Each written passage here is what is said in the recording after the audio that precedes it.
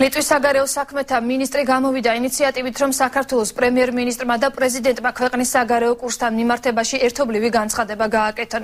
ეს განცხადება მან პრემიერთან შეხვედრისას გააკეთა. შეხვედრა ლინას ლინკევიჩუსთან მთავრობის კანცელარიაში გაიმართა. მხარეებმა საქართველოში მიმდინარე პოლიტიკური პროცესები, თანამშრომლობის საკითხები და შემდგომი განვითარების პერსპექტივები განიხილეს. საუბარი ასევე შეეხო საქართველოს სწრაფვას ნატოსა და ევროსტრუქტურებში. იცის ძალიან კარგად კოჰაბიტაციის შესახებ, რომ ეს არის ძალიან რთული. ჩემს შემდგომის პრეზიდენტთან აპირებს დღეს შეხვედრას და დავთანხმდე, რომ ჩემი მხრიდან საერთო განცხადებას რომ გავაკეთოთ, რომ ევროპელებისთვის ეს იყოს გასაგები და სასიამოვნო რაღაც ურთიერთობა და თანაცხოვრება, რაც ქართულად მიმდინარეობს ძველსა და ახალ ხელისუფლებას შორის.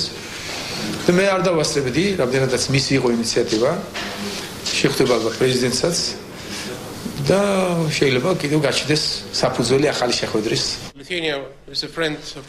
მადლობელი ვართ პრემიერ-მინისტრთან შეხვედრის. ლიტვა და საქართველო დიდი ხნის მეგობრები არიან. მას შემდეგ რაც ჩვენ დამოუკიდებლობა მოვიპოვეთ, ჩვენ საქართველოს ყოველთვის გვერდში დაუდგებით, განსაკუთრებით კი თქვენს არჩევანში ევროატლანტიკური ინტეგრაციის მიმართულებით. ჩვენ ამ საკითხებზე გუშინაც ვიმსჯელებთ და ვაგრძელებთ კონსტრუქციულ დიალოგს. ქვეყნის შიგნით არსებულმა ვითარებამ, კოჰაბიტაციამ და მსგავს საკითხებმა არ უნდა შეუშალოს ხელი საქართველოს ევროატლანტიკურ სტრუქტურებში ინტეგრაციის გზაზე.